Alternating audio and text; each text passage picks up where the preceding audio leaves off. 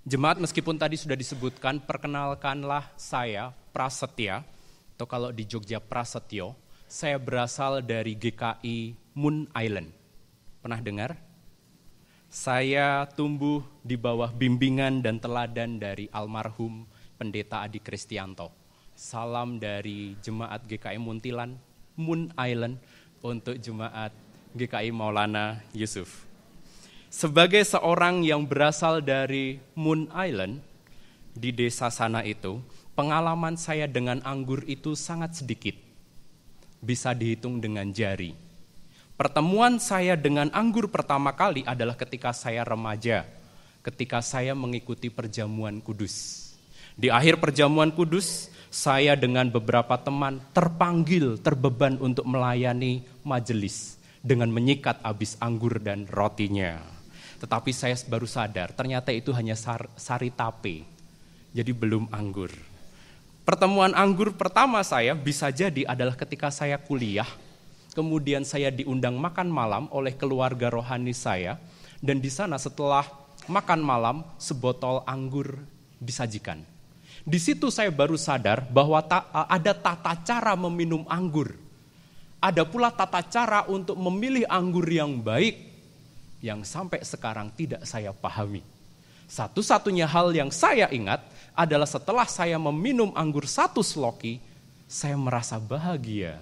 Sehingga kemudian tuan rumah mengatakan, "Pras, mukamu sudah memerah, jangan meminum anggur lagi." Yah, rupanya memang saya levelnya sari tape gereja gitu ya. Ya, berbeda dengan pengalaman saya dengan anggur. Anggur telah menjadi bagian kehidupan dalam masyarakat Israel dan di Alkitab. Ya, next. Dalam Injil yang kita baca, kitab Yohanes, kalau jemaat mengingat, awal karya pelayanan Yesus diawali dengan mengubah air menjadi anggur di kota Kana. Kemudian ketika Yesus mengakhiri pelayanannya, dia meminum anggur masam sebelum dia menyerahkan nyawanya di kayu salib. Dan di tengah-tengah ada pengajaran menggunakan metafora anggur. Jadi diawali, ditutup, di tengah-tengah atau diisi dengan anggur. Menarik. Kemudian di Perjanjian Lama, bahkan di kitab Kejadian, kita mengenal Nuh, Bapak Nuh yang menjadi petani anggur pertama kali katanya. Kemudian di dalam PL hanya ada 1 kitab, ya lanjut. Hanya ada 1 kitab di Perjanjian Lama, yaitu kitab Yunus yang tidak menyebutkan kata anggur. Sisanya pasti ada kata anggur. Di dalam tradisi Israel ada yang namanya perayaan Pondok Daun yang berasal dari tradisi panen di Israel sana. Dan ketika perayaan Pondok Daun itu, orang-orang Israel akan tinggal di pondok-pondok daun yang terbuat dari ranting-ranting dan daun-daun anggur. Apalagi kalau yang namanya panen anggur. Ya. Di situ, ketika panen anggur terjadi merupakan peristiwa yang menggembirakan.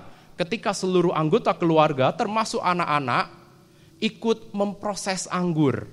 Mereka menginjak-injak anggur, bermain di atasnya, makan anggur dengan penuh sukacita.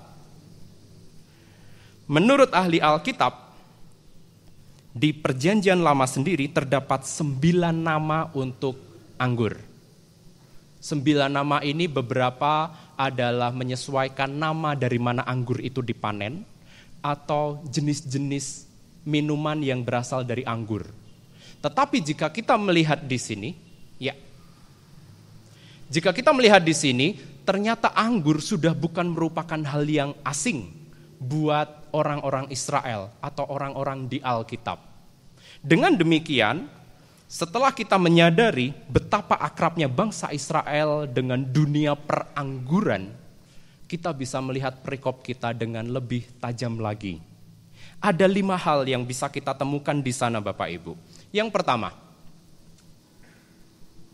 pokok anggur yang benar, ayat pertama. Ketika Yesus mengatakan bahwa dirinya adalah pokok anggur yang benar, maka muncul pertanyaan, adakah pokok anggur yang tidak benar? Ya, Ternyata di Perjanjian Lama ada catatan tentang pohon atau kebun anggur yang Tuhan tanam sendiri. Pohon anggur pilihan Tuhan, yaitu bangsa Israel. Ada beberapa catatan di Mazmur 80 ayat 8 sampai dengan 16, Yesaya 5 ayat 1 sampai dengan 7, atau Yeremia 2 ayat 21, bahkan di Yesaya ada tata cara menanam anggur pilihan katanya. Namun pohon anggur ini mengecewakan. Dia malah menghasilkan buah anggur liar, atau dalam bahasa lain anggur masam. Jadi Yesus di sini sedang membandingkan antara bangsa Israel sebagai pohon anggur yang gagal, yang mengecewakan, dengan dirinya sebagai pohon anggur yang benar. Yang kedua, ranting yang tidak berbuah dan dibuang. Ayat kedua dan ayat keenam. Ternyata ada ranting yang melekat atau terhubung kepada pohon anggur, pokok anggur namun tidak berbuah, sehingga dibuang dan dibakar. Maka pertanyaan yang muncul, adakah orang-orang yang percaya Kristus yang dibuang? Saya lulusan IPA dan kemudian berkonsultasi dengan guru IPA saya, dan kami berdua geleng-geleng bagaimana menjelaskan adanya ranting anggur yang tidak bertumbuh. Namun karena ini metafora, kita bisa melihat bagian Injil Yohanes, yaitu dari ayat 6, pasal 6 ayat yang ke-39 dan pasal 10 ayat 27 sampai dengan 29. Di sana disebutkan bahwa dari semua yang Allah berikan kepada Yesus, tidak akan ada yang hilang. Dalam Yohanes 10 malah dikatakan, tidak ada domba yang bisa direbut atau hilang dari Yesus dan Allah.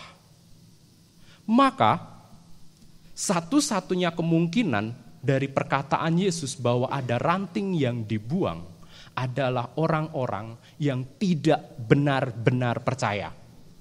Ada orang yang kelihatannya Kristen. Ada orang yang nampaknya terhubung dengan Yesus dari mungkin pakaiannya, mungkin tutur katanya, tetapi hidupnya tidak melekat kepada Kristus. KTP-nya mungkin Kristen, tetapi imannya belum tentu Kristen. Omongannya indah, tetapi dia tidak mengasihi Allah. Mungkin aktif di pelayanan, tetapi tidak memiliki hati sebagai hamba, sehingga dibuang dan dibakar.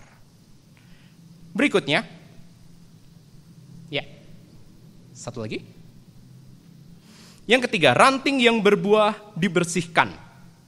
Jemaat ini menarik karena kata yang digunakan yaitu dibersihkan sebenarnya memiliki makna yang lain yaitu dipangkas. Dalam bahasa Inggris digunakan kata pruning. Jadi metode grape pruning atau memangkas anggur ini dilakukan dengan membuang bagian-bagian ranting atau daun agar tidak terlalu banyak.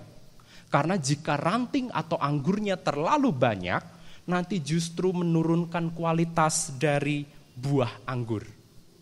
Jadi di sini yang menjadi fokus adalah buahnya.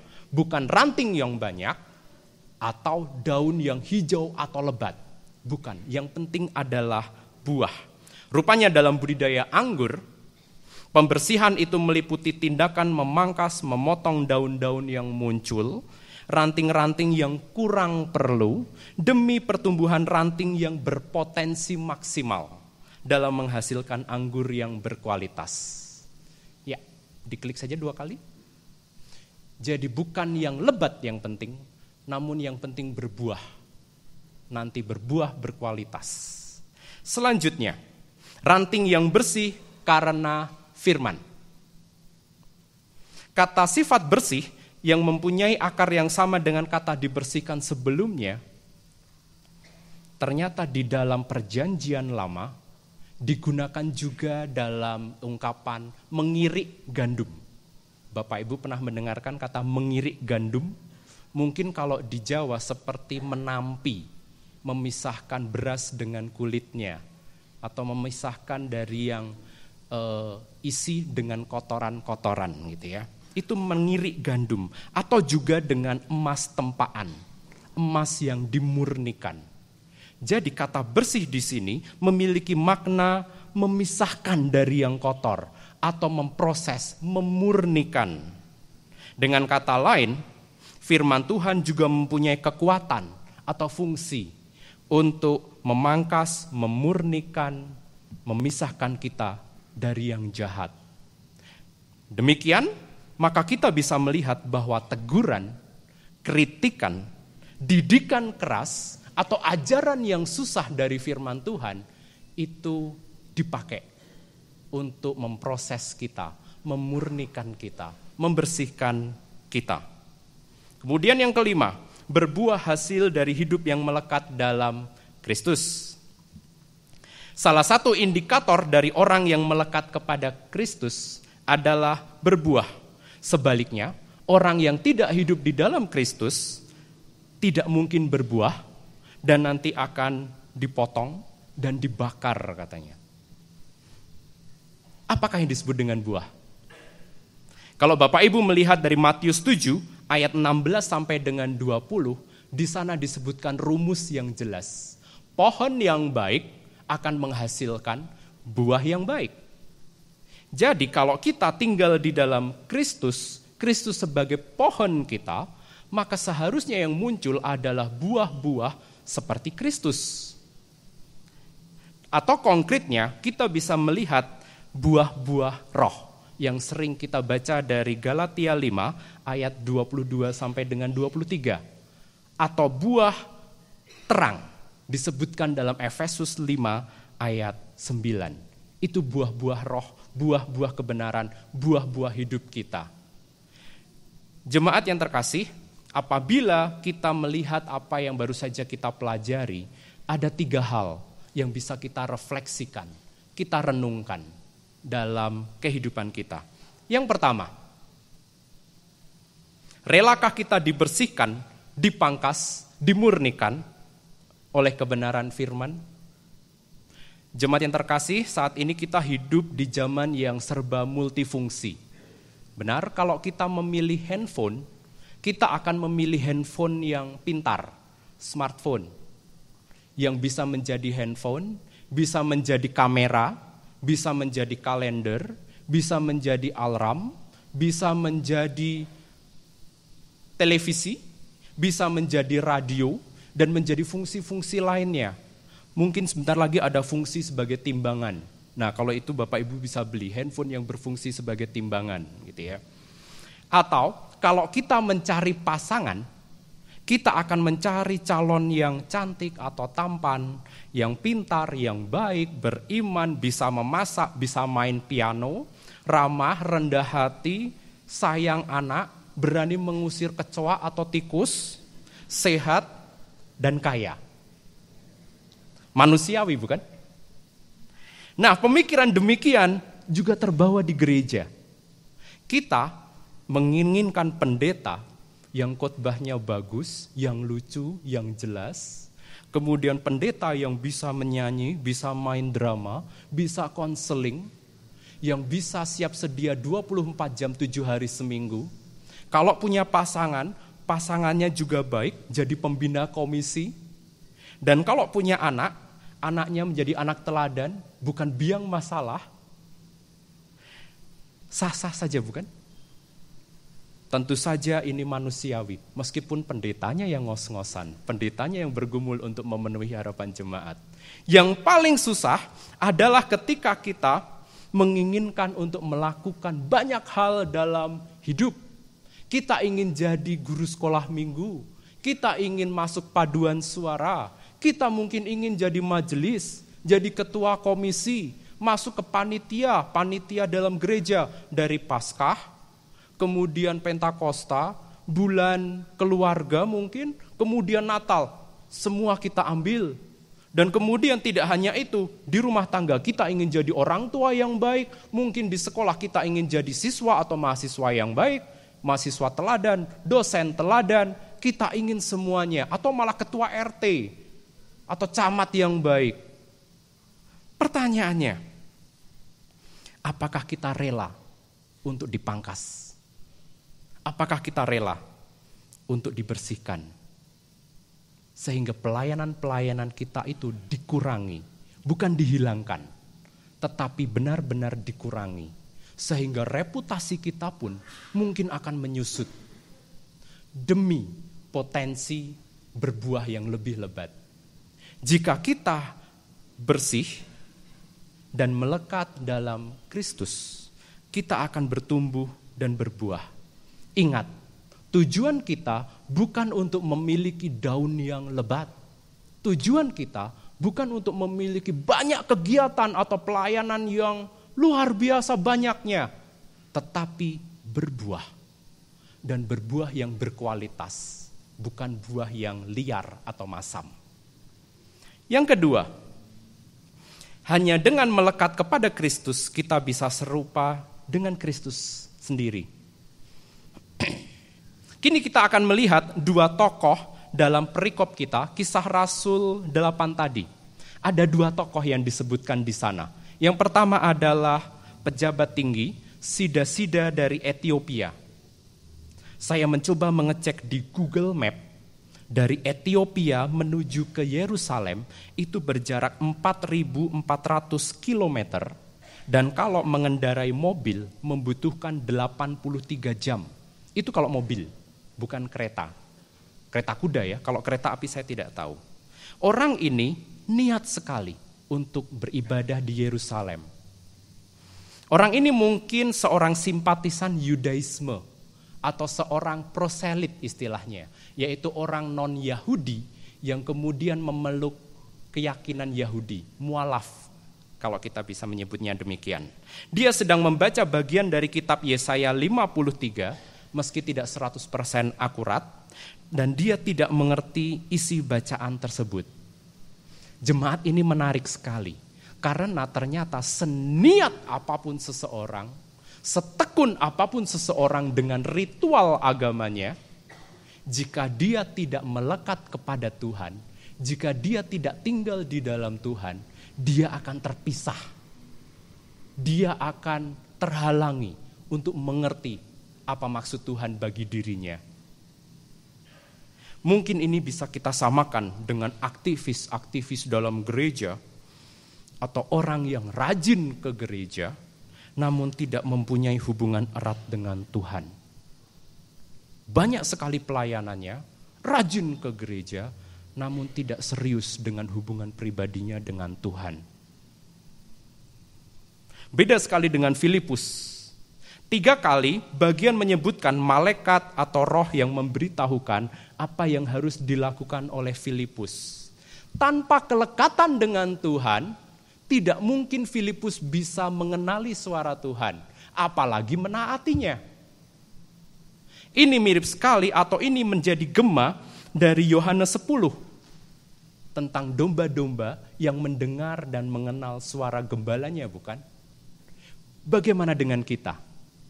Apakah kita terlalu sibuk dengan aktivitas rohani tetapi lupa melekat dengan Tuhan?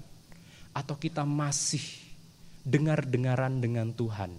Masih memberi waktu, menyisihkan waktu, menjadwalkan disiplin rohani kita untuk terus melekat dengan Tuhan sehingga kita bisa bertumbuh. Yang terakhir, izinkan saya menantang jemaat sekalian. Sudah mahasiswa dari desa, praktek khotbah, nantang gitu ya. Mungkin saya ganti, izinkan saya untuk mengundang atau mendorong jemaat Maulana Yusuf. Ranting-ranting di pohon anggur yang melekat kepada pokok anggur, pada waktunya nanti harus menjadi dewasa. Yang tidak hanya berbuah, tetapi juga menghasilkan ranting-ranting yang baru, yang melekat kepada ranting itu. Tentu saja kita tidak akan menggantikan Kristus, oh bukan, karena kita pun terus melekat kepada Kristus. Tetapi pertanyaannya, siapkah kita dilekati oleh ranting-ranting itu? Jika kita mengambil kepemimpinan atau kita mengambil pelayanan di gereja Maulana Yusuf, apakah kita mau bertanggung jawab untuk memberikan makanan rohani bergizi kepada jemaat yang kita layani sehingga mereka bertumbuh? Apakah kita mau menyiapkan, memikirkan, menjalankan program gereja yang sesuai kebutuhan jemaat, menyiapkan kebaktian yang menyegarkan, dan merancang pembinaan yang membantu pertumbuhan jemaat? Atau kita katakan kepada jemaat kita, tolong melekat saja kepada Kristus agar kita tidak repot. Jika kita adalah orang tua, maka anak-anak kita adalah mereka yang melekat, melihat kepada kita.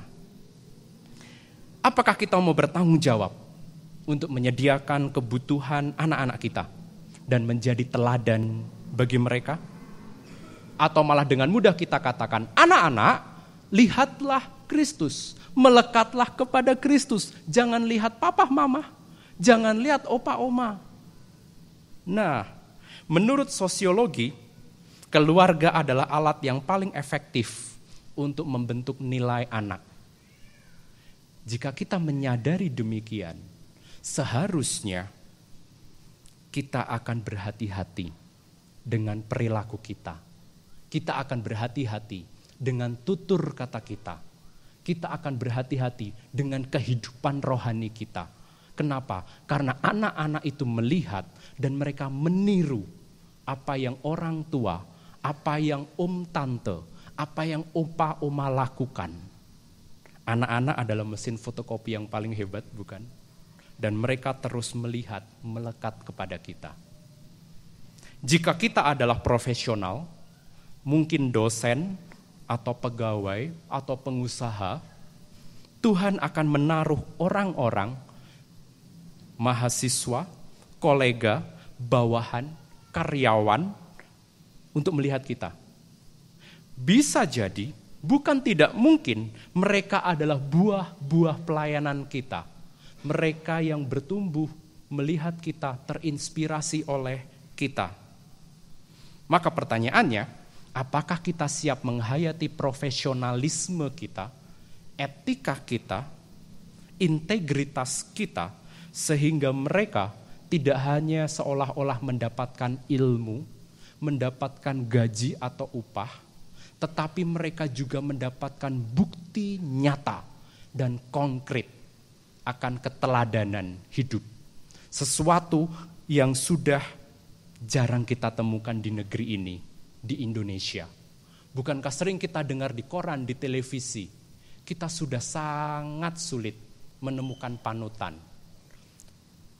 Politikus, pejabat, aparat hukum, dan bahkan mungkin agamawan atau budayawan sudah susah untuk dijadikan teladan karena perilaku mereka, karena tindakan mereka. Maka siapkah kita untuk menjadi teladan yang dibutuhkan oleh bangsa ini? Minimal oleh orang-orang yang melekat, yang melihat kita. Tuhan menolong kita untuk terus melekat kepada Kristus, bertumbuh semakin serupa dengan Kristus, menjadi partner Kristus, menghasilkan ranting-ranting baru yang akan melekat kepada kita dan kepada Kristus. Tuhan memberkati. Amin.